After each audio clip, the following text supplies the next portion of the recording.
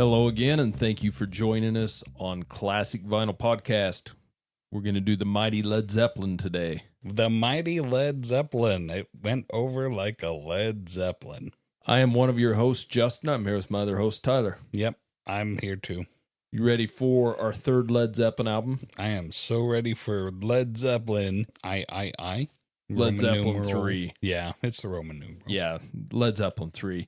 This will be our third Led Zeppelin album we've done on this podcast. I think we did one single as well, but why don't we jump right into it? We'll give a little history about the band Led Zeppelin. They were formed in London, England in 1968. They are formed of Robert Plant on vocals, Jimmy Page on guitar, John Paul Jones on bass, and John Bonham on drums. Let's be honest, they are a huge band, right? They're everywhere. They've done everything. They're a heavy guitar rock band. They're really the innovators of hard rock and heavy metal. It, to me, is kind of where it really started. They're really the Beatles of the 1970s. And there's so much more than Stairway to Heaven. Yeah, in fact, I think there's so much more in spite of Stairway to Heaven, but that's an amazing song, obviously, but I'm a little tired of it by now. Yeah. So the name of this band was originally the New Yardbirds. That came because Jimmy Page had been in the Yardbirds, and of course, a lot of famous Yardbirds, especially guitarists, Jimmy Page being one of them, Eric Clapton, Jeff Beck, many others that have been in that band. But all in all, Led Zeppelin has released 9 studio albums, 4 live albums, 10 compilation albums, and 19 singles. So out of the 9 studio albums they released, 8 of them were full-on studio albums, with Coda being their last album was a compilation of session tracks, but they were all new tracks, so it is considered a studio album as well. Okay, as far as their albums are concerned, in the U.S., all 9 of their studio albums made the top 10 on the Billboard charts. Now that's something. Yeah, well, something else, 7 of those 9 hit number 1. Wow. Coda, their last album, hit number 6, and their debut self-titled album hit number 10. That's pretty decent. This is a band that found its groove and just slid right in there at the right time. Yeah, so in the UK, 7 albums hit number 1 as well, with Coda hit number 4 and their debut hitting number 6. In Canada, 6 albums hit number 1, with Coda number 3, Presence number 16, and their debut album number 11. They had 3 top 10 live albums in the US, UK, and Canada as well.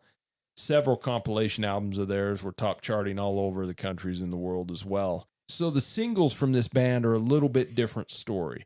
In the US, 7 singles hit the top 50, with Whole Lotta Love being their top charting single, which hit only number 4. No other singles in the top 10.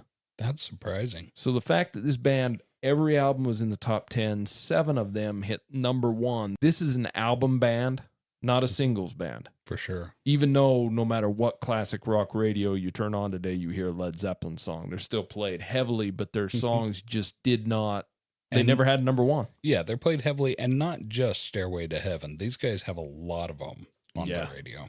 They do. So in the UK, just 2 singles hit the top 50, with Whole Lotta Love being their top charting single in their home country at number 21. That kind of blows me away about this band, that they can have that many top albums, but their singles just didn't do it. In Canada, they did have their highest charting pretty much. They had 8 songs in the top 50, and Whole Lotta Love, the same song that was popular in the US and UK, hit number 3. So they did fairly well there, but still not what you consider from Led Zeppelin. That's such a conundrum, Mike. So singles were a big thing back in the day. Yeah. I wonder if they just had so many huge fans that they only bought the full albums and didn't bother with the singles, because the singles were mostly included with the albums, right? Yeah, with this band, it wasn't like how the Beatles and the Stones did it earlier, where singles were separate. Yeah. And then they'd release albums with different material. All these singles, with the exception of a couple, were all on the albums. In fact, a lot of them they never even released as singles, especially in the UK, which was strange. But Whole Lotta Love is actually their only number 1 single anywhere in the world. It hit number 1 in Australia, Denmark, and Germany. Yeah, that's the only theory I have that makes any sense to explain that, is that fans loved the whole album, so they didn't bother with the singles. They just went for the whole album.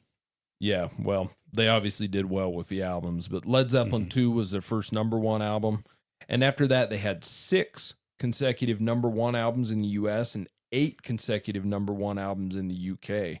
So Led Zeppelin IV is their best-selling album. That's the album that Stairway to Heaven's off of. It sold over 40 million copies worldwide, which is pretty decent. I'll say. Total record sales from this band eclipsed 300 million worldwide. Yeah. So they're one of the top-selling bands of all time. You've got Jimmy Page. He's mainly the main music writer in this group, and Robert Plant mainly wrote all the lyrics for the most part. So Led Zeppelin was inducted into the Rock and Roll Hall of Fame in 1995.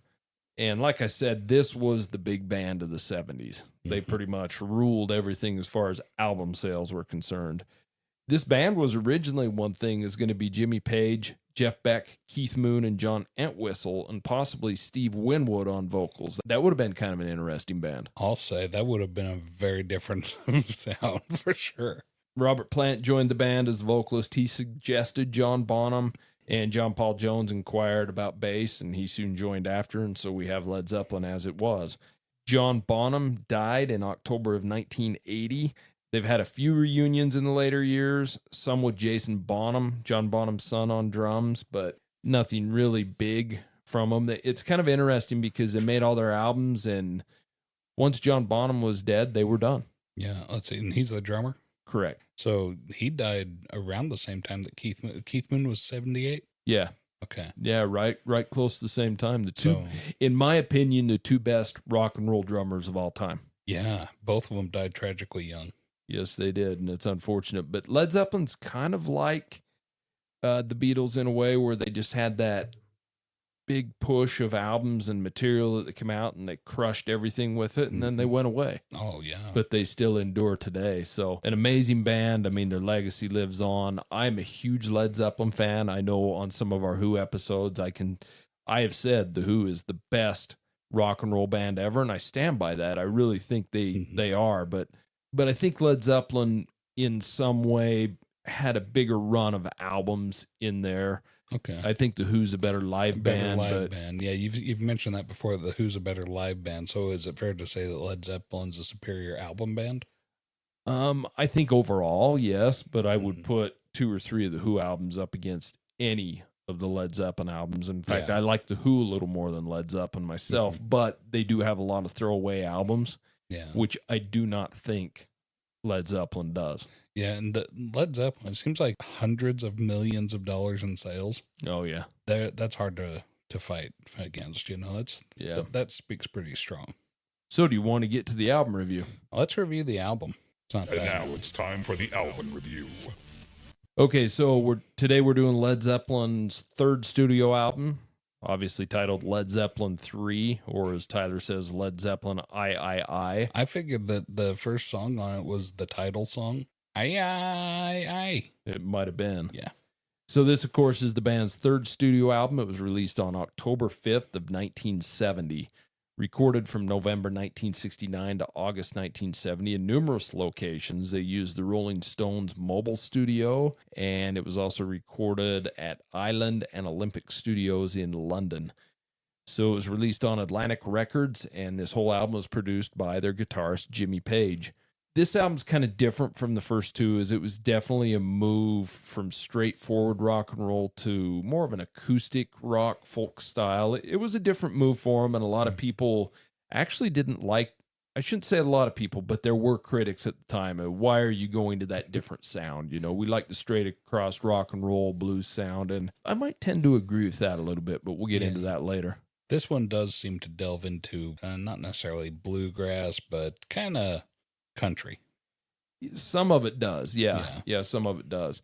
So many so-called experts accuse the band of copying the music of Crosby, Stills, Nash and Young, but Page disputed this, and because of this, he wouldn't give any interviews about this album for nearly 2 years after it came out. Now, what's funny about that is I joke, but there are a lot of accusations from Led Zeppelin lifting, or so-called, let's just call it stealing, a lot of music, and they've been in the limelight for that. But I think if I was to give my point to that, they did lift inspiration, if you want to call it, but they did their own thing to it as well. So Yeah, there's arguments on both sides of that, and it's not clear cut one way or another.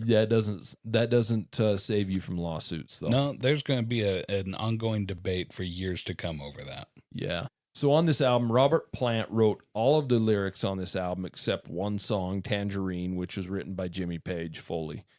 This album reached number 1 in the US, the UK, and Canada, many other countries across the world. It's certified 6 times platinum in the US by the RIAA with over 6 million in total album sales. It's platinum in the UK and gold in Canada.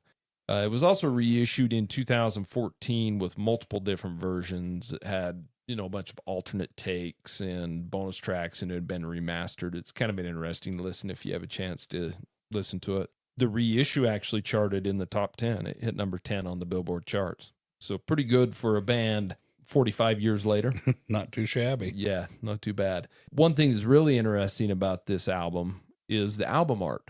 It's got a lot of art on it, but it features a volvel, is what they call it, which is a revolving wheel, and it has a ton of different images that you can see through the holes in the outer cover. Little windows in it. There's, for the most part, the cover, I would say it's white, with aerial devices like Zeppelins, airplanes, and then towards the bottom you get into stars and other celestial kind of objects. But it has that little wheel inside that you can spin around. There's these little cutout windows. You can see pictures of the band and in those pictures. It's kind of interesting. And one thing about the album sleeve is, although it was kind of different at the time, it actually delayed the release of this album by 2 months. I believe that. So it took a little bit of production, and I'm sure it cost a little bit to put that into the album, but it's kind of cool. And that's the one thing that's so neat about vinyl is the album, not only the artwork, but the different things you could do with it. When you talk about Rolling Stones albums with zippers on the pants and different things, it's just really cool that they could do that. You just can't really do that with CDs, right? No, it doesn't really hit the same. Certainly can't do it with digital music. No, but with the LP records, they give you that 12 inches of plenty of space to work with. Yeah, it's kind of cool. So let me ask you, as far as this album, what is your history with the songs on this album? How many of these songs have you heard previously? And I don't know any of the songs by their name, but I'm familiar with the Immigrant Song, the first one. Yeah. That's the title album. And by far the most popular song off this album. Other than that, a lot of it was pretty much brand new to me. I might have heard little bits and pieces of songs here and there, but yeah, for the most part, it was... I figured that'd be the case on this one. So let's get into it. Number 1 song, open side 1, Immigrant Song. Like I said, the most popular song, I would say, or most well-known song on this album. Written by Jimmy Page and Robert Plant. And the riff is built upon a Norse mythology after the band's trip to Iceland. And you kind of hear that in it when they talk about from the land of the ice and snow. It was released as a single with Hey Hey What Can I Do as the B-side, which is one episode we have on that single because that was a non-album track that we wanted to talk about. So this is the shortest song on the album, just under 2.5 minutes. It reached number 16 in the US and number 4 in Canada. It was not released in the UK as a single. Rolling Stone has ranked this song as high as number 18 on their greatest heavy metal songs of all time list. And the song has been featured in a ton of movies, commercials, things like that. What are your thoughts on Immigrant Song, this being probably the song you knew the best? I did not know it by the name Immigrant Song. Like I said, this is the title song. It's where the very first lyrics are I. Yeah, good call. So that's where I'm going to stick that one. And I recognize this one mostly from School of Rock. This is the song that he's introducing the kids to heavy metal while he's driving them to the Battle of the Bands. It's got a lot of play. It's a familiar heavy metal song, kind of your quintessential heavy metal. It's I think everybody loves this song. It's a great song. One thing about it, I have no idea what any of the lyrics are. I think Robert Plant is mixed so far in with the guitar and the drums and all of the instruments that it washes him out. I can't for being a lyric guy, I can't understand what he's saying, like, at all. Even so, I enjoy this song. I like it. I could see. Well, this one's on my favorites, so I'll let you now delve into your opinion, Justin. What's your opinion on this one? One thing you were severely wrong about is everyone likes this, because I absolutely hate this song. Oh, really? Yeah, I've never liked this song. I think it's mixed poorly. I just don't like the beat of the song. The bass and drums in this are probably the best thing, but there's not really good guitar in it. You're right, the mix is horribly muddy. Robert Plant's voice to me on certain songs is like fingernails on a chalkboard, and this is no exception, but it's like fingernails on a chalkboard in the background. And yeah, that's getting washed. yeah, the beat's like a running horse. I've just never liked this song. No surprise, it's definitely going to be one of my losers on this album. I do not like this song, and I've never liked it. And partial of that is the song, and partial is probably because I've heard it so many damn times. So Probably so. So I hated to point out you were wrong right off the bat. But I'm okay with that because, our listeners are going to hear one of our first fights in our whole history of Classic Vinyl. Yeah, well, I dislike this song enough, I'm not even going to fight about it. No, he's just going to knock me the F out. So let's go on to the second song on side one, which is called Friends. This was written by Jimmy Page and Robert Plant while they were on holiday at a small cottage in Wales called Bron Iar. I guess that's how you say it. Yeah, Brun Error. Yeah, Welsh. This is kind of somewhat of a psychedelic song, one of the last psychedelic songs Led Zeppelin had to offer. It's one of the few Led Zeppelin songs that features strings, and they were contributed on this by John Paul Jones. They didn't bring in like an orchestra or anything like that. John Paul Jones played the strings on this. Led Zeppelin was only known to play this song live once, which was way back in 1971 in Japan. I don't know if it was just hard to implement the strings or what, but what do you think of Friends after hearing it? So it's got this acoustic guitar open, and then as soon as the lyrics start, then we start getting some sound bending that gives you that psychedelic feeling to it, and it's really cool. The opening sounds like folk rock, and that's one of the themes that I start to get throughout the rest of this album. It's a stark contrast, the first song, Immigrant Song, with the rest of the album, and that's what I'm finding as we're going through this, is that I thought this was going to be the odd duck out, but no, this was actually more in line with the rest of it. It seems like the rest of the songs are out of step with with Immigrant Song, but Immigrant Song it's the odd one out on this album. This fits far better in. One of the things I really liked about it is towards the end it had this crescendo where it starts to build up, and I thought it ended strongly. Not a bad song. What are your thoughts on it? It's kind of got a mess of sound at the first that kicks into that acoustic intro. It's not a bad song. I really, really enjoy the use of strings on this song. I think it was used perfectly on this, and it makes the song. It's the whole sound of the song. I like the guitar throughout. It's another one that Plant's vocals are kind of hard to understand on. It's another one. He sings in a few different styles, and this kind of style, like he's saying on Immigrant Song and on all this, is that really high-pitched, scratchy, and that's where Plant really wears on me sometimes. And don't get me wrong, I love Robert Plant and a lot of his songs, but there's just a certain tone he sings certain songs in that really chew at me. It's bordering on falsetto, but it's not quite crossing into falsetto. It's more just screaming. Yeah. Yeah. So that moves us on to the third song, Celebration Day, written by Jimmy Page, Robert Plant, and John Paul Jones. Robert Plant's lyrics on this song were inspired by his impressions in New York City when he visited there for the first time.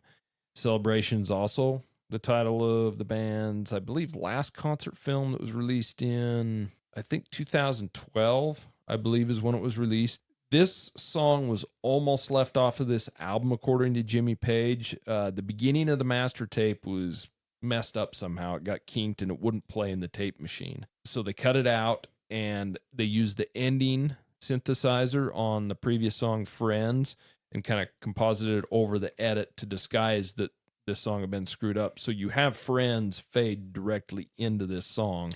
Okay, that's right, because, Friends did not fade out. It blended into it. Yeah. And so unlike Friends, this song was played live by the band quite often. What are your thoughts on this one? So this one was really an enjoyable song. I thought it had excellent guitar work in it. It's a very busy song. There's a lot going on, a lot of instruments, which is exactly what I gotta say. This song really captures that feeling of seeing New York City for the first time. I mean, there's so much going on everywhere. It's all exciting. I really appreciate this song for what it is. I think that it would have been a mistake to leave it off the album. I think this was a good one. What are your thoughts on Celebration Day? Yeah, I think that would have been a mistake to leave this song off of the album. It's a decent song. It's not my favorite song. It's not my least favorite song. I like how it fades in. I think that mistake was good because it's kind of cool the way it does that. It's got good bass and drums in the song. And I think as far as the album, I know we're only on to the third song, but my impression is this is the best song so far on the album.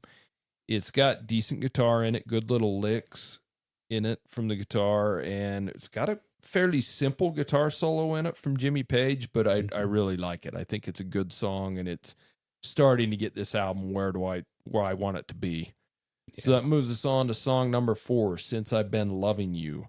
Now, this is the longest song on the album, about 7.5 minutes long, written by Jimmy Page, Robert Plant, and John Paul Jones. John Paul Jones plays his Hammond organ on this song and uses bass pedals for the bass instead of a bass guitar, which is kind of interesting. The song was basically recorded live in the studio, has very little overdubbing on it, and you can kind of tell from this song. It's a rocking little blues number.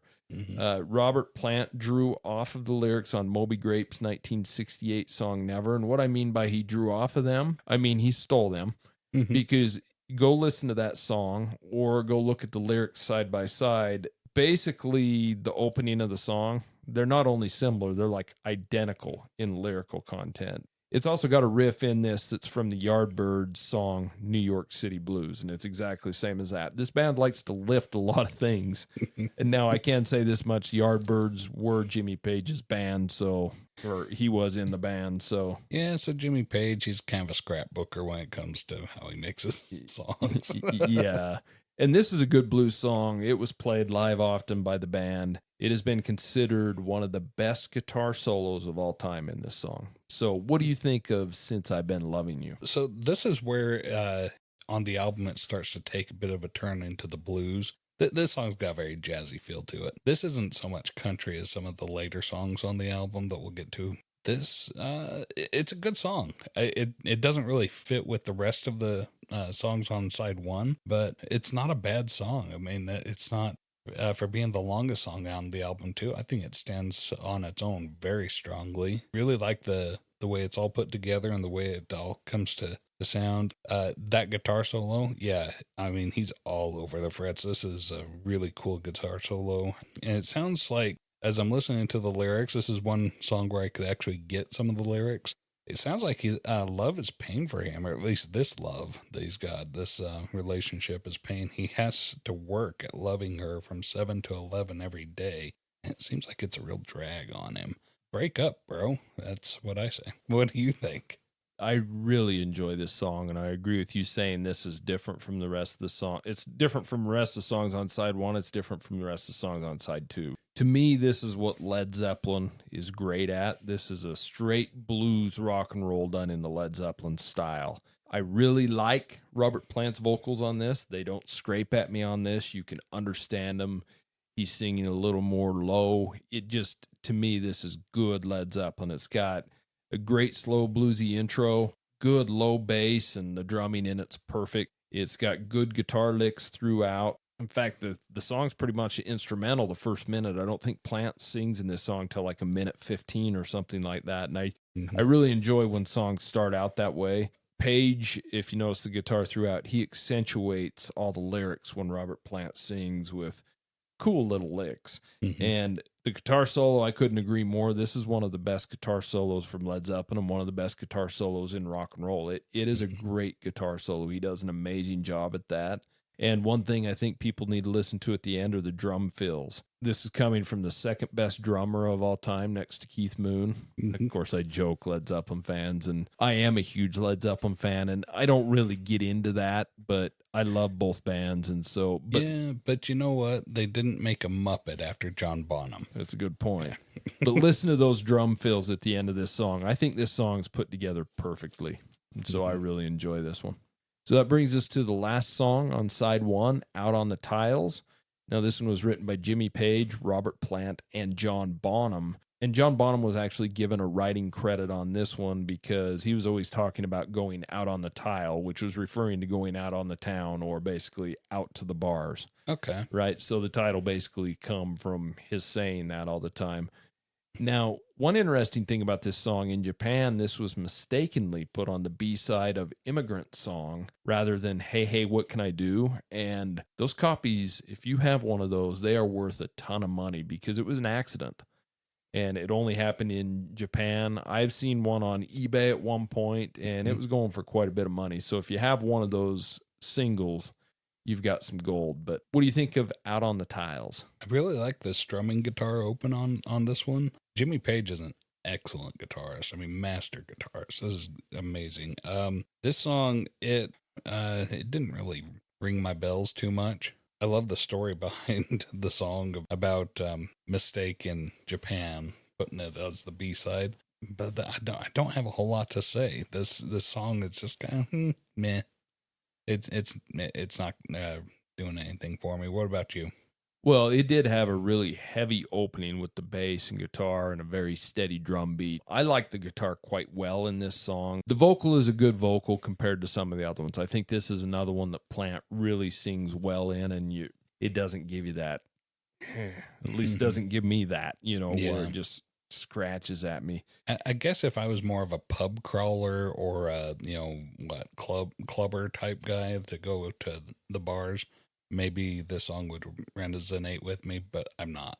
And see, I don't even get that from this song at all. I think this is one of the heaviest songs on the album. If you really listen to the way it's mixed, it's really, really heavy. It's got a lot of good drum fills in it, and it's kind of like where the song before, Since I've Been Loving You, opened up with a 1-minute instrumental. This one actually closes off with a 1-minute instrumental. So I think it's a good close to the first side, and it's a pretty decent song. Definitely not my favorite, but not one of my least favorites either. So that's side 1 of Led Zeppelin III. And of course, we'll be back again next week with side 2 and our ratings on the album. But until then, if you have any questions, comments, or concerns, certainly send them to us at classicvinylpodcast@gmail.com.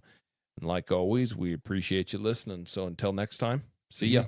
Thank you so much for listening to Classic Vinyl Podcast. And don't forget to subscribe on Spotify or Apple Podcast or wherever you listen to your podcasts. Follow us on Instagram at Classic Vinyl Podcast for updates, and also share us with your music-loving friends.